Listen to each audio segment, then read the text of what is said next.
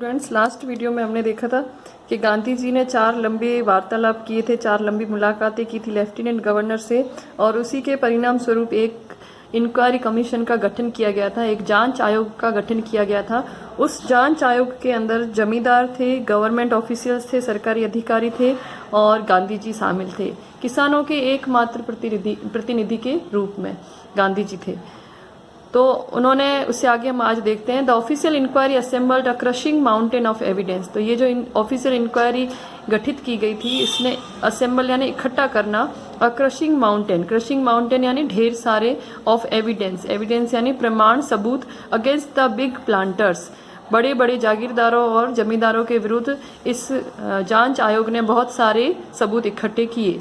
And when they saw this, they agreed in principle to make refunds to the peasants. और जब जमींदारों ने देखा कि उनके विरुद्ध इतने जो सबूत इकट्ठे हो गए हैं, तो मुख्य रूप से इन प्रिंसिपल यानी मुख्य रूप से वो जो है रिफंड करने के लिए तैयार हो गए कि वो इस बात के लिए मान गए कि जितना पैसा उन्होंने किसानों से लिया है वो वापस उन्हें कर देंगे। But how much must we pay, they asked Gandhi. लेकिन उन प्लांटर्स ने, जमींदारों ने गांधी जी से पूछा कि उन्हें कितना पैसा देना चाहिए, कि वो कितना रिफंड करे किसानों को। They thought he would demanded repayment in full of the money which they had illegally and deceitfully extorted from the sharecroppers. They thought, जमींदारों ने सोचा कि गांधी जी जो है डिमांड करेंगे, फुल मनी की डिमांड करेंगे, कि जितना पैसा उन्होंने उनसे किसानों से लिया है वो सारा पूरा का पूरा पैसा जो है गांधी जी मांगेंगे। जो पैसा उन्होंने विच दे हैड इलीगली यानी गैर कानूनी रूप से, डिसिटफुली यानी धोखेबाजी से, एक्सटॉर्टेड मतलब ऐंठना, तो जो पैसा उन्होंने शेयर क्रॉपर्स से इलीगली जो लिया है, गैर कानूनी तरीके से और धोखे से लिया है, वो पूरा का पूरा पैसा जो है गांधी जी मांगेंगे, पूरे पैसे की डिमांड करेंगे। ही आस्क्ड ओनली 50%, और लेकिन गांधी जी ने कितना मांगा? केवल 50%। गांधी जी ने कहा कि जितना पैसा आपने किसानों से लिया है, आप केवल उसका 50% जो है वो रिफंड कर दें। There he seemed adamant, adamant यानी स्टबर्न, जिद्दी। एडमेंट का दूसरा वर्ड है स्टबर्न।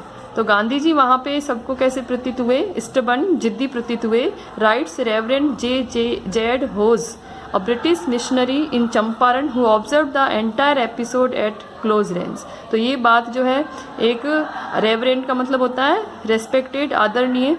एक जो जेड होज नाम के ब्रिटिश मिशनरी ने ये बात लिखी है कि उस समय गांधी जी जिद्दी प्रतीत हुए, क्योंकि जेड होज जो थे, उन्होंने ये चंपारण का जो अध्याय है, एंटायर एपिसोड यानी पूरा जो अध्याय है, ये बहुत ही नज़दीकी से देखा था। क्लोज रेंज यानी नज़दीकी से देखा था। Thinking probably that he would not give way, the representative of the planters offer to refund to the extent of 25%। तो उन्होंने ऐसा सोचा, थिंकिंग प्रोबेबली, संभवतः वो ऐसा सोच रहे थे कि गांधी जी जो है वो मानेंगे नहीं, इसलिए उन्होंने जानबूझ करके जो उनके रिप्रेजेंटेटिव थे, जो प्रतिनिधि था जागीरदारों का, उन्होंने कहा कि वो केवल 25% देंगे। मतलब उनके मन में ये बात थी कि गांधी जी मानेंगे नहीं और उन्हें कुछ भी नहीं देना पड़ेगा, इसलिए उन्होंने जानबूझ के कहा कि वो 25% ही देंगे, 50% नहीं देंगे।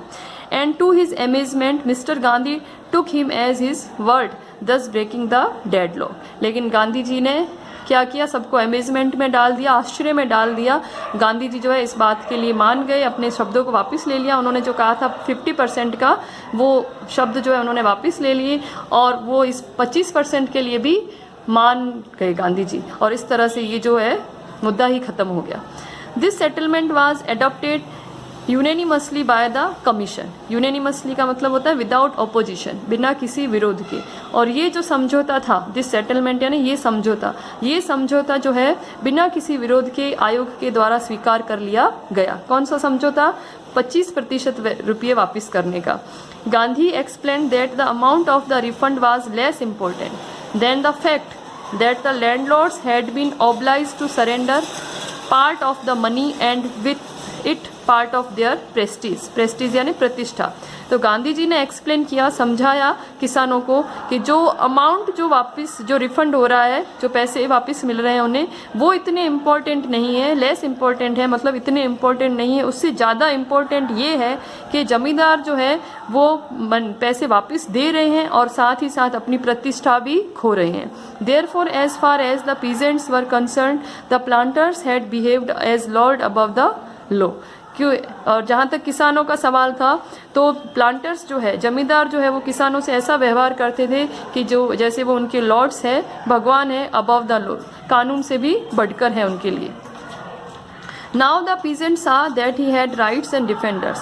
और अब किसानों ने देखा कि उनके भी अधिकार है, राइट्स है, और उनके अधिकारों के रक्षक भी है, डिफेंडर्स भी है। डिफेंडर्स यानी रक्षक। ही लर्नड करेज। और इस तरह से किसान जो है वो क्या सीखे? करेज सीखे, साहस सीखे। तो किसानों ने जो पहली बार इस तरह से जो इनका विरोध किया था ब्रिटिशर्स का, तो वो इस तरह से करेज सीखे, उनमें साहस आया। Events justified Gandhi's position.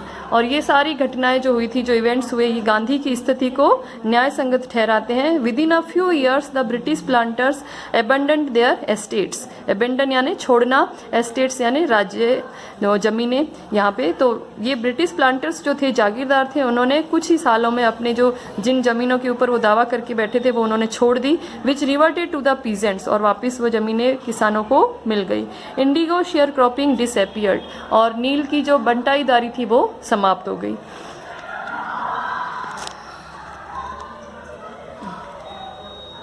Gandhi never contented himself. Content का मतलब होता है संतुष्ट होना। हिमसेल्फ विथ लार्ज पॉलिटिकल और इकोनॉमिक सॉल्यूशंस। गांधी जी जो है कभी भी राजनीतिक और आर्थिक समाधानों से संतुष्ट नहीं होते थे। ही saw the cultural and social backwardness in the Champaran villages and wanted to do something about it immediately। तो गांधी जी ने देखा कि चंपारण के गांवों में बहुत ही बैकवर्डनेस यानी पिछड़ापन, कल्चरल यानी सांस्कृतिक, सोशल यानी सामाजिक। गांधी जी ने देखा कि चंपारण के गांवों में सांस्कृतिक और सामाजिक पिछड़ापन है, तो वो चाहते थे कि इसके बारे में जो है तुरंत ही कुछ किया जाए। He appeal to teachers. उन्होंने टीचर्स से, अध्यापकों से अपील की, प्रार्थना की। Mahadev Desai and Narhari Parikh, two young man who had just joined Gandhi as disciples and their wives volunteered for the work. तो नरहरि पारिक और महादेव देसाई ये दो टीचर्स थे और उन्होंने गांधी जी को कुछ समय पहले ही ज्वाइन किया था। डिसाइपल्स यानी शिष्य, और उनकी वाइफ्स ने भी, उनकी जो पत्नियां थी वो भी उनके साथ में थी, और वो अपनी स्वेच्छा से काम के लिए आए। वॉलंटियर यानी स्वेच्छा से काम के लिए आगे आना। तो ये दो टीचर और इनकी वाइफ्स जो थी वो भी इस काम को अपनी इच्छा से आगे करने के लिए आए। Several more came from Bombay, Poona and other distant parts of the land. और भी कहीं लोग आए बॉम्बे से, पूना से और भी दूरस्थ स्थानों से। Devdas, Gandhi's youngest son, arrived from the ashram and so did Mrs Gandhi. और गांधी जी के आश्रम से गांधी जी का सबसे छोटा पुत्र जो है देवदास, वो आया और उनके साथ में गांधी जी की पत्नी भी आई। Primary schools were opened in 6 villages. और प्राथमिक विद्यालय खोले गए 6 गांवों के अंदर। Kasturba taught the ashram rules on personal cleanliness and community sanitation. तो कस्तूरबा जो है गांधी जी की पत्नी, उन्होंने आश्रम में जो पर्सनल, जो व्यक्तिगत साफ सफाई के जो तौर तरीके अपनाए जाते थे, और सामुदायिक, कम्युनिटी यानी सामुदायिक, सैनिटेशन यानी भी साफ सफाई, तो उसकी सामुदायिक और व्यक्तिगत साफ सफाई के जो रूल्स थे, जो तरीके थे, जो नियम अपनाए जाते थे, वो नियम कस्तूरबा ने चंपारण के लोगों को भी सिखाए। हेल्थ कंडीशंस वर मिजरेबल। स्वास्थ्य की जो स्थिति थी वो भी दयनीय थी। कंडीशन यानी स्थिति, मिजरेबल यानी दयनीय, मतलब स्वास्थ्य के जो हालात थे वहाँ चंपारण में वो भी अच्छे नहीं थे। Gandhi got a doctor to volunteer his services for 6 months। Gandhi ji ने एक ऐसा डॉक्टर मिला गांधी जी को जो अपनी स्वेच्छा से सेवाएं देने के लिए तैयार हुआ 6 महीने तक। 3 मेडिसिन्स वर अवेलेबल। 3 तरह की मेडिसिन यानी दवाइयाँ अवेलेबल यानी उपलब्ध थी। Castor oil, quinine and sulphur ointment. तो एक था कैस्टर ऑयल, अरंडी का तेल, एक क्विनिन जो कि मलेरिया के रूप में, मलेरिया के इलाज के लिए काम आती है दवाई, और सल्फर का ऑइंटमेंट यानी मलहम। Anybody who showed a coated tongue was given a dose of castor oil. अगर ऐसा कोई व्यक्ति दिखता था जिसकी टंग जो है, जुबान जो है वो मैली होती थी, तो उसको कैस्टर ऑयल दिया जाता था, अरंडी का तेल दिया जाता था. Anybody with malaria fever received quinine plus castor oil. और यदि किसी को मलेरिया होता था तो उसे क्विनिन के साथ कैस्टर ऑयल दिया जाता था. Anybody with skin eruptions received ointment plus castor oil. और यदि किसी के कोई स्किन की प्रॉब्लम थी, इरप्शंस यानी फोड़े फुंसी, स्किन के ऊपर, त्वचा के ऊपर फोड़े फुंसी हो रहे थे, तो उनको सल्फर का ऑइंटमेंट दिया जाता था और साथ में castor oil. Gandhi noticed the filthy state of women's clothes. Gandhi ji ने देखा कि महिलाओं के जो कपड़े हैं उनकी बहुत ही गंदी अवस्था थी. फिल्दी यानी डर्टी, बहुत गंदे थे उनके कपड़े भी. He asked Kasturba to talk to them about it. तो उन्होंने कस्तूरबा से कहा कि वो महिलाओं से बात करे इस बारे में. One woman to Kasturba into her hut and set. एक महिला कस्तूरबा को अपने हट में, झोंपड़ी में लेके गई और उन्हें कहा, look there is no box or cupboard here for clothes. कि यहाँ देखो आप, यहाँ पे कोई संदूक नहीं है, कप बोर्ड यानी अलमारी, कोई अलमारी नहीं है कपड़े रखने के लिए. The sari I am wearing is the only one I have. कि जो साड़ी मैं पहन के बैठी हूँ वो एकमात्र साड़ी मेरे पास है. During his long stay in Champaran, Gandhi kept a long distance watch on the ashram. तो इस दौरान जब वो बहुत लंबे समय तक के लिए चंपारण में रहे गांधी जी, तो वो दूर से ही आश्रम पर ध्यान रखते थे, अपने आश्रम पर. He sent regular instructions by mail, asked for financial accounts. तो वो दूर से ही उनको इंस्ट्रक्शंस भेजते थे, आश्रम वालों को निर्देश भेजते थे, और वहाँ का जो फाइनेंशियल अकाउंट्स थे, जो वित्तीय लेखा जोखा था, उसके बारे में पूछताछ करते रहते थे. Once he wrote to the residents that it was time to fill in the old latrine trenches and dig new one, otherwise the old ones would begin to smell bad. तो गांधी जी ने एक बार वहाँ के जो रेजिडेंट थे, आश्रम में जो रहने वाले जो निवासी थे, उनको लिखा कि अब समय आ गया है कि पुराने जो लेट्रिन के ट्रेंच है, गड्ढे जो है, उनको बंद किया जाए और नए खोदे जाए. नहीं तो क्या है कि पुराने गड्ढों से अब जो है स्मेल आनी लग जाएगी. The Champaran episode was a turning point in Gandhi's life. Champaran का जो ये अध्याय था, ये वास्तव में गांधी के जीवन में एक मोड़ लाने वाला एपिसोड था, अध्याय था. What I did, he explained, was a very ordinary thing. Gandhi ji ने कहा कि मैंने जो कुछ भी किया, वॉट आई डिड यानी जो कुछ मैंने किया, वो एक साधारण चीज़ थी, साधारण बात थी. ऑर्डिनरी यानी साधारण. I declare that the British could not order me about in my own country. Gandhi ji कहते हैं कि मैंने तो केवल इतना ये डिक्लेयर किया है, घोषणा की है कि जो ये ब्रिटिश है, अंग्रेज जो है, वो मेरे ही कंट्री में, मेरे ही देश में मुझे आदेश नहीं दे सकते. But Champaran did not begin as an act of defiance. Defiance यानी चुनौती, अवज्ञा, डिसओबीडियंस. तो लेकिन चंपारण का जो ये एक्ट जो है शुरू हुआ था, चंपारण का जो आंदोलन शुरू हुआ था, वो एक अवज्ञा या चुनौती के रूप में इसकी शुरुआत नहीं हुई थी. It grew out of an attempt to alleviate the distress of large number of poor peasants. इसकी शुरुआत इस तौर पे हुई थी कि वहाँ के जो गरीब किसान थे, उनकी जो समस्याएं थी, उनसे उनको मुक्त करना था. एलिविएट यानी रिमूव करना, मुक्त करना.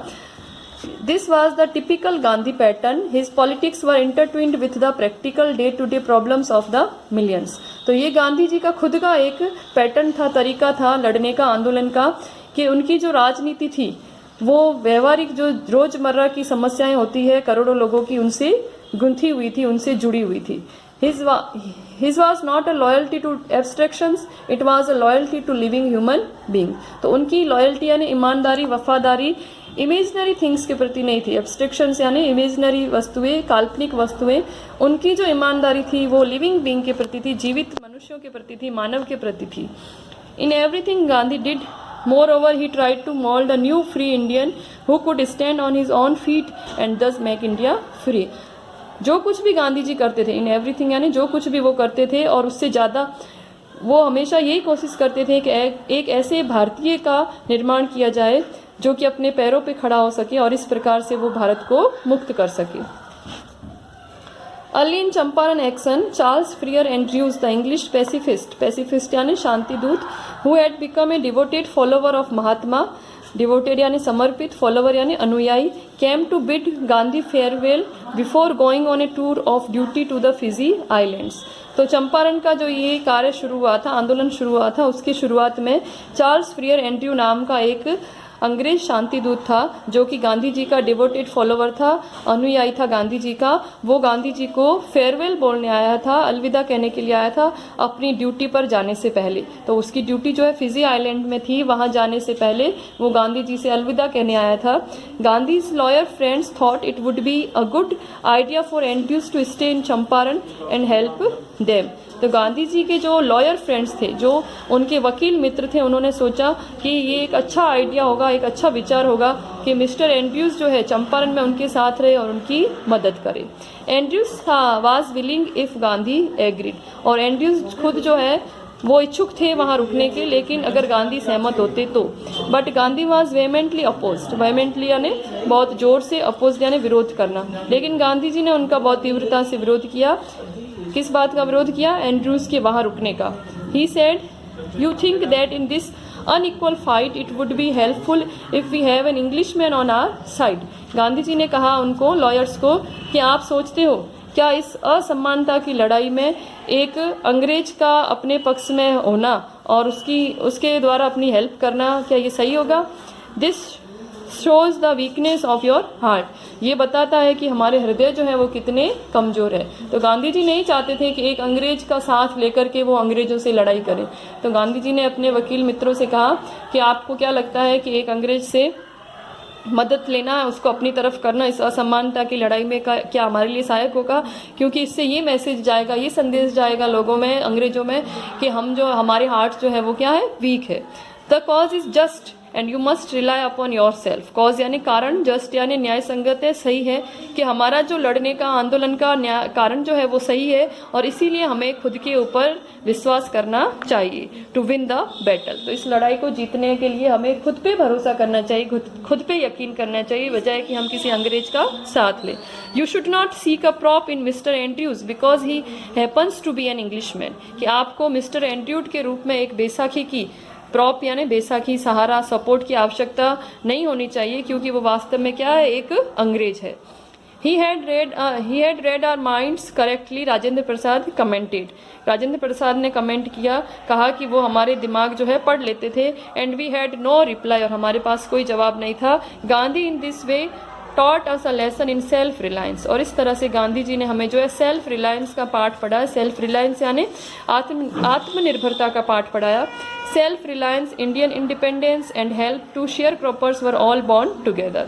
तो आत्मनिर्भरता, भारतीय और शेयर क्रॉपर्स यानी किसानों की मदद करना, ये सभी वास्तव में जो है आपस में क्या थे, बॉर्न टुगेदर यानी आपस में जुड़े हुए थे, आपस में